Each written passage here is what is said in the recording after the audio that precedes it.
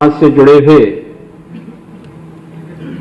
प्रदेश के अलग अलग कोनों से उपस्थित सभी प्रतिनिधिगण, उपस्थित भाइयों बहनों,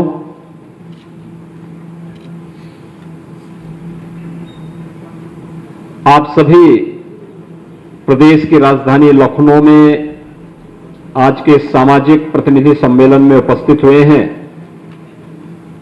मैं इसके लिए आप सबका हृदय से अभिनंदन करता हूं।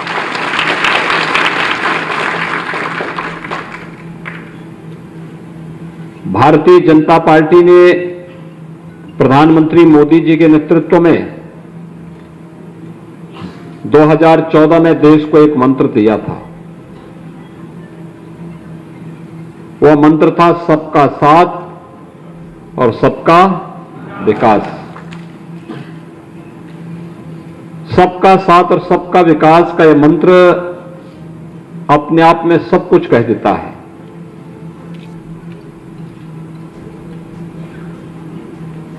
जब हम सब एकजुट होंगे तो ही विकास कर पाएंगे, तो ही सुरक्षित रहेंगे, तो ही सम्मान पाएंगे। और यह कार्य भारतीय जनता पार्टी के नेतृत्व में, प्रधानमंत्री मोदी जी के नेतृत्व में पूरे देश के अंदर देखने को मिल रहा है।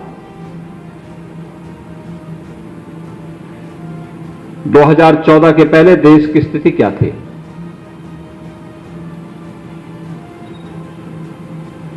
व्यापक असंतोष था, अविश्वास था। रोज एक नया घोटाला आ जाता था। जनता के मन में व्यापक असंतोष और आक्रोश था। कांग्रेस नेतृत्व की यूपीए की सरकार देश की कीमत पर राजनीति कर रही थी। देश की बाह्य सुरक्षा भी खतरे में थी और आंतरिक सुरक्षा भी खतरे में थी। बाह्य सुरक्षा के मोर्चे पर कभी चीन, कभी पाकिस्तान भारत की सीमाओं में घुसपैठ करता था, और जब कभी इसकी आवाज उठती थी तो कांग्रेस नेतृत्व की सरकार कहती थी, नहीं चुप हो जाओ, मत बोलना।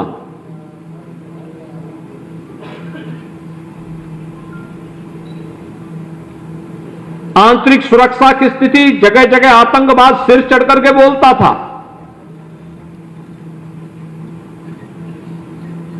कहीं आतंकवाद है, कहीं नक्सलवाद है, कहीं अराजकता है।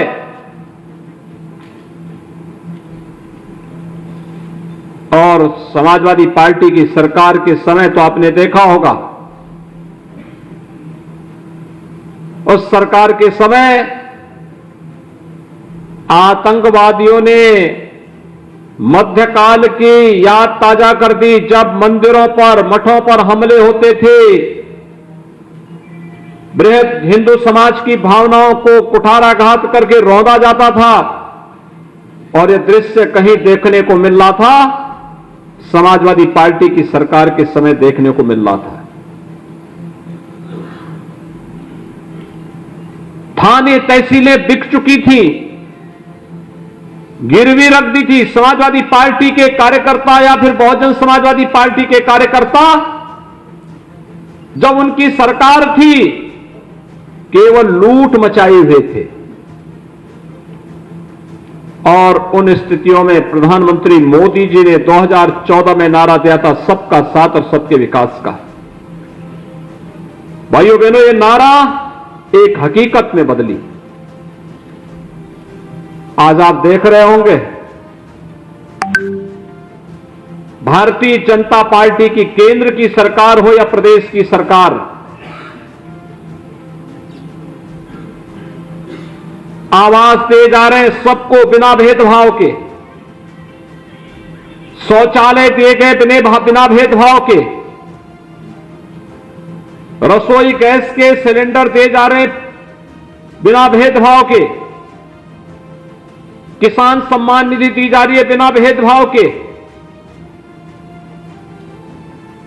ऋण माफी की योजना हुई है बिना भेदभाव के। 5 लाख रुपए की स्वास्थ्य बीमा का कवर दिया जा रहा है बिना भेदभाव के। और सबको राशन देने की कार्रवाई, फ्री में राशन देने की कार्रवाई बिना भेदभाव के। और कोरोना जैसी महामारी से बचाव के लिए भी सबको फ्री में वैक्सीन, सबको वैक्सीन भी बिना भेदभाव के।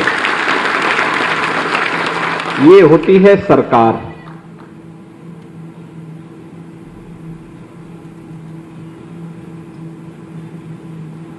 पाकिस्तान और चीन भारत की सीमा में घुसपैठ नहीं कर सकता,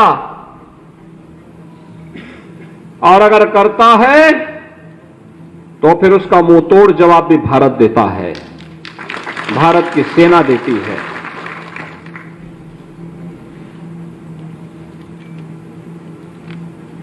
आतंकवाद की जो जड़ थी, जिसे कांग्रेस ने बोया था 1952 में कश्मीर में धारा 370, प्रधानमंत्री मोदी जी के नेतृत्व में गृह मंत्री अमित शाह जी ने उस धारा को ही सदैव के लिए समाप्त कर दिया है। न रहेगा बांस, हमेशा के लिए समाप्त कर दो। आतंकवाद की ताबूत पर अंतिम कील ठोक करके आतंकवाद को नेस्तनाबूद करने का संदेश दे दिया। और नहीं तो सपा की सरकार के समय इन आतंकवादियों के मुकदमे वापस होते थे, हिंदुओं पर झूठे मुकदमे दर्ज होते थे, राम भक्तों पर गोली चलाई जाती थी और आतंकवादियों की आरती उतारी जाती थी। क्या ये सच नहीं है क्या? 2012 में समाजवादी पार्टी की सरकार आई थी, सबसे पहला दंगा हुआ था कोसी कला में, और सरकार ने सबसे पहला निर्णय क्या लिया था? हमारी सरकार आई, हमने सबसे पहला काम क्या किया? हमने सबसे पहला काम किया किसानों का कर्ज माफी का। और समाजवादी पार्टी ने सबसे पहला काम किया क्या था? राम जन्मभूमि पर आतंकी हमला करने वाले आतंकवादियों को, मुकदमों को समाजवादी पार्टी ने वापस लेने का निर्णय पहले लिया था। यही अंतर है। जब आपकी सरकार बनती है तो गांव के लिए, गरीब के लिए, किसान के लिए, नौजवान के लिए, महिलाओं के लिए, समाज के प्रत्येक तबके के लिए कार्य होता है। और भाइयों बहनों, जब सपा, बसपा, कांग्रेस की सरकार होती है तो उनको केवल अपने अपने परिवार से फुर्सत नहीं होती है, वे आतंकवादियों के लिए काम करते हैं, जो 2012 में सपा ने करके दिखाया था। और इसीलिए आज सामाजिक सम्मेलन इसलिए महत्वपूर्ण हो गया है। आप लोग अपने समाज के जागरूक प्रहरी हैं। गांव गांव में जाकर के अलग जगाने की आवश्यकता है, बताने की आवश्यकता है कि 2022 में भारतीय जनता पार्टी की सरकार क्यों आवश्यक है। क्योंकि भारतीय जनता पार्टी की सरकार रहेगी, प्रदेश में कोई दंगा करने का दुस्साहस नहीं कर पाएगा। कोई गुंडा, कोई माफिया, कोई पेशेवर अपराधी जबरन किसी गरीब की, किसी किसान की, किसी व्यापारी की संपत्ति पर कब्जा करने का दुस्साहस नहीं कर पाएगा। अगर करेगा तो उसकी छाती पर प्रदेश सरकार का बुलडोजर चलता हुआ दिखाई देगा। और नहीं तो भाइयों बहनों, इससे पहले क्या होता था? मऊ का दंगा भूले नहीं होंगे 2005 का। कैसे भरत मिलाप के दिन वहां पर व्यापक दंगे हुए थे, एफआईआर तक दर्ज नहीं हुई थी। आजमगढ़ में 2007 में आपने देखा होगा, अजीत राय की नेशनल पीजी कॉलेज में, सिबली नेशनल पीजी कॉलेज में कैसे निर्मम हत्या हो गई थी। उसने केवल एक बात कही थी, अजीत राय ने एक बात कही थी, उसने कहा था वंदे मातरम होना चाहिए। अरे वंदे मातरम भारत का राष्ट्रगीत है, जिस गीत को गाते गाते भारत के क्रांतिकारी फांसी के फंदे पर झूमते थे। अगर स्वतंत्र भारत में उस गीत को गाने पर कोई सरकार और कोई संगठन या कोई संस्था रोक लगाती है, उसको उखाड़ फेंक देना चाहिए। लेकिन आजमगढ़ में वंदे मातरम नहीं गाने दिया था। अजीत राय की हत्या कर दी गई थी कॉलेज के अंदर। मऊ के दंगे के समय भी मऊ के लोगों को न्याय दिलाने के लिए मैं ही गया था और अजीत राय के परिवार को भी न्याय दिलाने के लिए मुझे ही जाना पड़ा था। मैं आप सबको यही एहसास कराने के लिए आया हूं भाइयों बहनों कि सामाजिक न्याय के सम्मेलन, सामाजिक जो प्रतिनिधि सम्मेलन है, आपकी जिम्मेदारी बनती है, शासन की जिम्मेदारी है, शासन की योजना आप तक पहुंचाना, हर गांव, हर गरीब, हर किसान, हर नौजवान, हर महिला तक पहुंचाना, बिना भेदभाव के पहुंचाना, सुरक्षा सबको उपलब्ध करवाना। लेकिन साथ साथ समाज के जागरूक नागरिकों का भी दायित्व बनता है कि आज के साथ साथ आने वाली पीढ़ी के भविष्य को उज्जवल बनाने के लिए भी अच्छी सरकार बननी चाहिए। और अच्छी सरकार तब बनेगी जब अच्छे जनप्रतिनिधि चुने जाएंगे, और वह कार्य केवल भारतीय जनता पार्टी कर सकती है। हमें देखना होगा, आपने देखा होगा आजादी के बाद से लेकर के अब तक आखिर आपके समाज का कोई गवर्नर क्यों नहीं बन पाया? पहली बार श्री फागू चौहान जी ही क्यों गवर्नर बने, इससे पहले क्यों नहीं? एक भारी भरकम मंत्रालय को लेकर किसी दारा सिंह चौहान जी पिछले 4.5 वर्ष से प्रदेश के अंदर अपनी सेवा दे रहे हैं।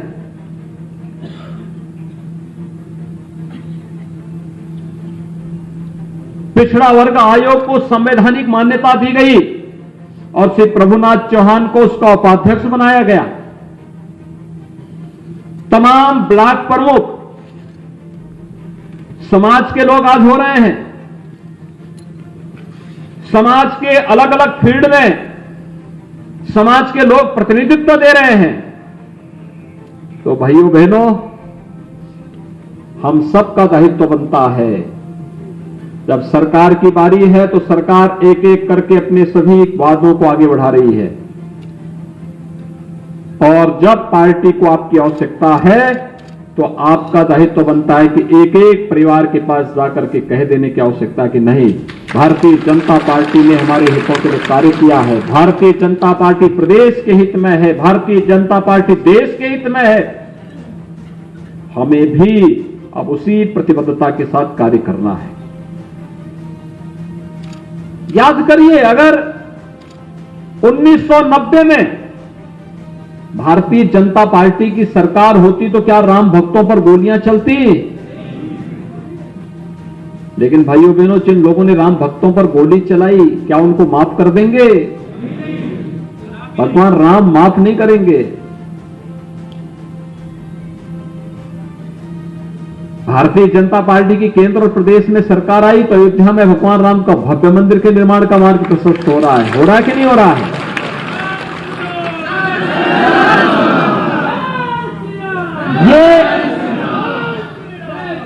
ये हमें गौरव की अनुभूति कराने वाला क्षण है। ये हमारे लिए गौरव की अनुभूति कराने वाला अवसर है। अयोध्या में भगवान राम का मंदिर बनना,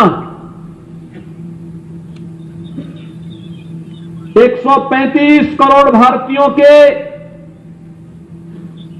सीने को दुनिया के सामने मजबूती के साथ उठाने का एक अवसर भी है कि हम लोगों ने अतीत की, मध्यकाल की, गुलामी के कालखंड की एक गलती का परिमार्जन किया है और आज अयोध्या में भगवान राम का भव्य मंदिर का निर्माण कार्य हो रहा है। एक अवसर है हमारे पास कहने के लिए, स्वाभिमानी समाज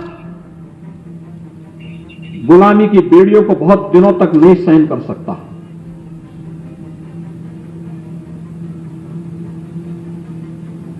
और भारतीय समाज ने वही किया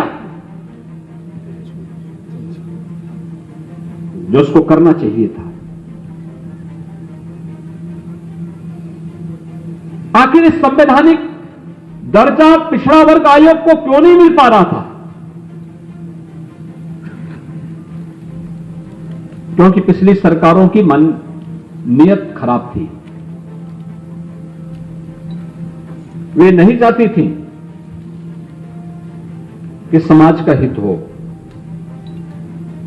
वे नहीं चाहती थी कि गरीब, कुचले, दबे, वंचित लोगों को भी समाज की मुख्य धारा से जुड़ने का अवसर प्राप्त हो। वे नहीं चाहती थी कि गरीब की झोपड़ी में भी पक्का मकान बने। वे नहीं चाहती थी कि गांव में जिन लोगों का मकान गांव में मौजूद है, उसका स्वामित्व योजना में उनका मकान का पट्टा की जमीन का रेवेन्यू रिकॉर्ड उस परिवार को प्राप्त हो। वे नहीं चाहती थी कि बीमारी दूर हो और हर घर में शौचालय हो। पिछली सरकारें नहीं चाहती थी कि हर घर में रोशनी हो। पिछली सरकारें नहीं चाहती थी कि हर घर में रसोई गैस जलता हुआ दिखाई दे और बीमारी का अंत हो। इसलिए इन्होंने इतनी बीमारी देश को दी, एक एक बीमारी का समाधान निकालते हुए, उसका उपचार निकालते हुए आज भारतीय जनता पार्टी की केंद्र और प्रदेश सरकार कार्य कर रही है। और भाइयों बहनों, विकास की जिस प्रक्रिया के साथ प्रदेश को आगे बढ़ाने का कार्य हो रहा है, कहीं 4 लेन का काम हो रहा है, कहीं 6 लेन का काम हो रहा है, कहीं मेट्रो का काम हो रहा है, कहीं पे मेडिकल कॉलेज बन रहा है, कहीं पे हॉस्पिटल बन रहे हैं, कहीं विश्वविद्यालय बन रहा है, कहीं एयरपोर्ट बन रहा है। कोई सोचता था पहले इसके बारे में? पूर्वांचल एक्सप्रेसवे, अब आप मऊ, आजमगढ़ या गाजीपुर से चलेंगे, 2.5 घंटे के अंदर लखनऊ पहुंच जाएंगे।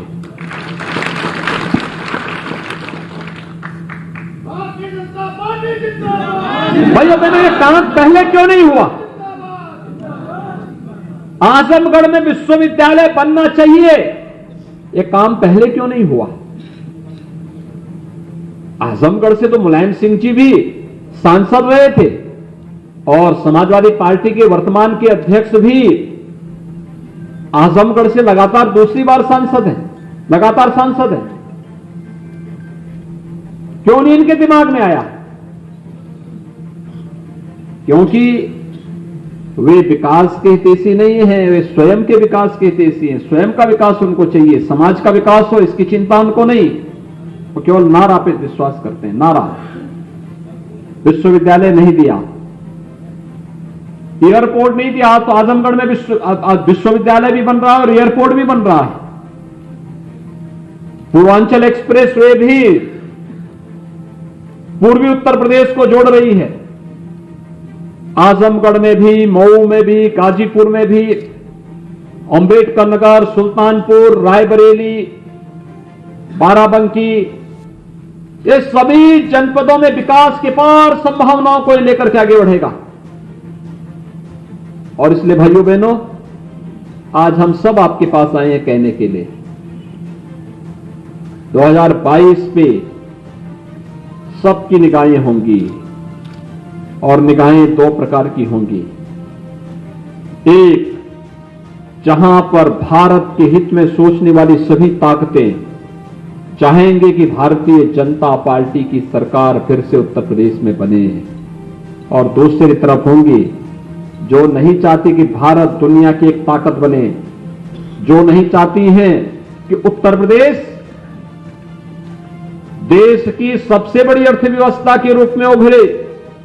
वे लोग फिर षड्यंत्रों में लगेंगे, उसमें बहुत सारे लोग बिकेंगे, बहुत सारे लोगों की सौदेबाजी होगी, बहुत सारे लोग अपने तरीके से इस अभियान में बाधा पैदा करने का प्रयास करेंगे। कोई दुष्प्रचार से, कोई झूठ बोल करके, कोई अन्य तरीके से दुष्प्रचार करने का प्रयास करेगा।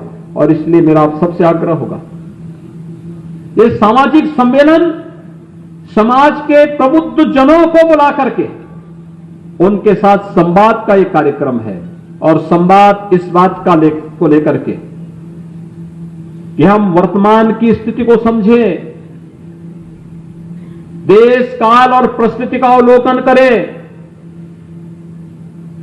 वर्तमान और भविष्य के हित के लिए ठोस निर्णय लेने की स्थिति में पहुंचे।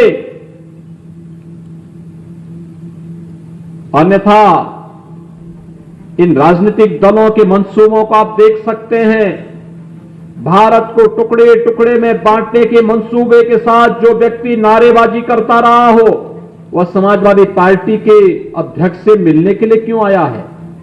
उसकी मंशा क्या है? वो कहां ले जाना चाहता है प्रदेश को? ये सभी चीजें हैं जो हम सबकी आंखों को खोलने वाला होना चाहिए। और इसलिए भाइयों बहनों, आज आप देख रहे होंगे कितनी तेजी के साथ विकास एक नई प्रक्रिया के साथ जुड़ रहा है। 9 तारीख को गाजीपुर मेडिकल कॉलेज का उद्घाटन प्रधानमंत्री जी के कर कमलों से होने जा रहा है।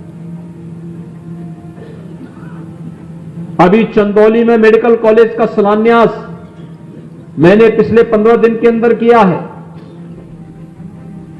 कुशीनगर के मेडिकल कॉलेज का शिलान्यास प्रधानमंत्री जी के कर कमलों से 3 दिन पहले हुआ है। सिद्धार्थनगर, एटा, हरदोई, गाजीपुर, मिर्जापुर, प्रतापगढ़, फतेहपुर, जौनपुर, ये 9 मेडिकल कॉलेजेस का उद्घाटन प्रधानमंत्री जी अभी 25 अक्टूबर को करने जा रहे हैं। आखिर ये मेडिकल कॉलेजेस पहले क्यों नहीं बन पाए? गोरखपुर में एम्स प्रधानमंत्री मोदी जी ने 2016 में शिलान्यास किया और नवंबर में उसका भव्य उद्घाटन भी होगा। आखिर ये प्रदेश के लोगों को बेहतर स्वास्थ्य सुविधा उपलब्ध कराने के माध्यम बनेंगे। ये मेडिकल कॉलेज पहले क्यों नहीं बने? नीयत साफ नहीं थी पिछली सरकारों की। गरीब को स्वास्थ्य की सुविधा प्राप्त हो, ये उनकी मंशा नहीं थी। 5 लाख रुपए का स्वास्थ्य बीमा का कवर हर गरीब को क्यों नहीं मिल सकता था पहले? उनको चिंता नहीं थी। गरीबों को फ्री में राशन मिले, ये उनकी चिंता नहीं थी। उनकी चिंता तो एक ही है, संकट आ जाएगा तो या तो घर में अपना कैद होकर के ट्विटर पे केवल ट्वीट करते रहो या फिर देश छोड़ करके भाग जाओ। जब जो आपके संकट में खड़ा नहीं हो सकता, समाज के हित के लिए योजना नहीं बना सकता, तो फिर समाज को भी उसको एक सिरे से ठुकरा देना चाहिए भाई, जब किसी लायक नहीं होगी। जो हमारे हित में काम करेगा। कोरोना के समय या तो सरकार खड़ी थी आपके साथ या फिर भारतीय जनता पार्टी का कार्यकर्ता खड़ा था आपके साथ। कोरोना के दौरान सपा हो, कांग्रेस हो, ये सभी लोग दुष्प्रचार कर रहे थे। कहते थे कोरोना का वैक्सीन नहीं लगाना चाहिए। कितना गैर जिम्मेदाराना रवैया था। यानी इस महामारी से जो सबसे कारगर उपाय था, पहले बचाव, मास्क लगाना, सोशल डिस्टेंसिंग का पालन करना, सुरक्षा कवच के लिए वैक्सीन लेना, इसको लोग पालन नहीं करते थे, विरोध करते थे।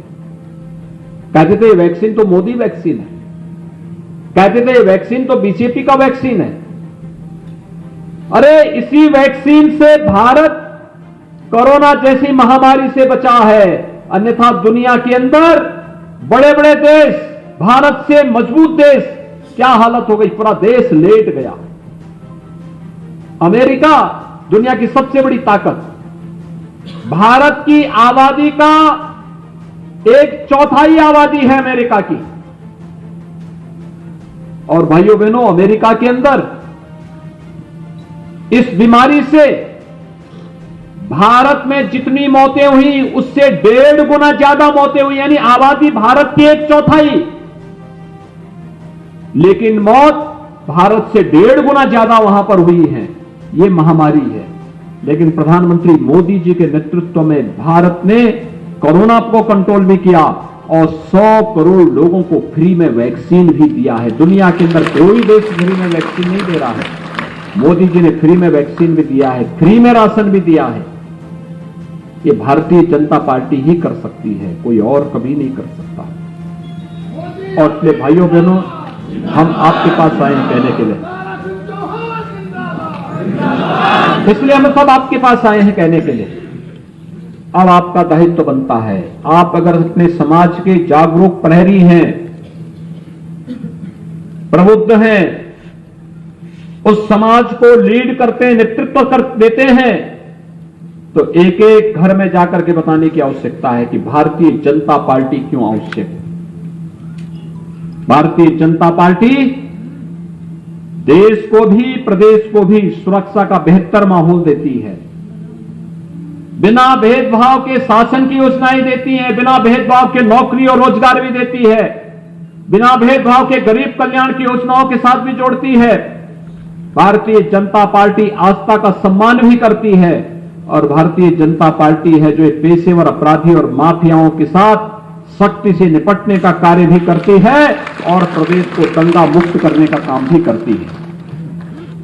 ये सभी कार्यक्रम एक साथ चलने चाहिए, और उस कार्यक्रम के साथ जुड़ने के लिए आज आवश्यकता है, क्योंकि हम वर्तमान को सुरक्षित करेंगे, वर्तमान के साथ साथ भविष्य की नींव हम रखते हैं, और भविष्य के लिए उस प्रकार के नेतृत्व को फिर से आगे बढ़ने का अवसर देते हैं, तो वह और बेहतर माहौल देगा। आज के इस अवसर पर आप सभी लोग समाज के अलग अलग तबके से आए होंगे, अलग अलग क्षेत्रों से आए होंगे, अलग अलग कोने से, प्रदेश के अलग अलग कोने से आए होंगे।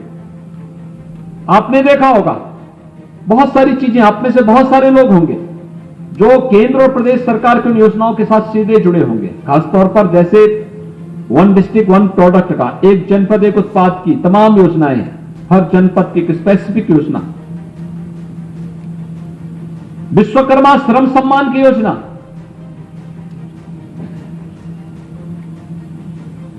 यानी ये तमाम प्रकार की ऐसी योजनाएं हैं जो योजनाएं हम सबको जोड़ती हैं, समाज के अलग अलग तबके को आगे बढ़ाने का कार्य करती है, समाज के सम्मान और स्वावलंबन की ओर अग्रसर करती है।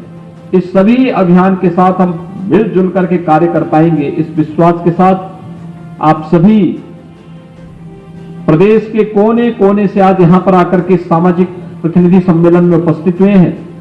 मैं एक बार फिर से आपका अभिनंदन करता हूं, आप सबको दीपावली की मंगलमय शुभकामनाएं आप सबके प्रति व्यक्त करता हूं, और विश्वास व्यक्त करता हूं कि गांव गांव में जाकर के, घर घर में जाकर के प्रत्येक नागरिक को जागरूक करने में आप अपना योगदान देंगे।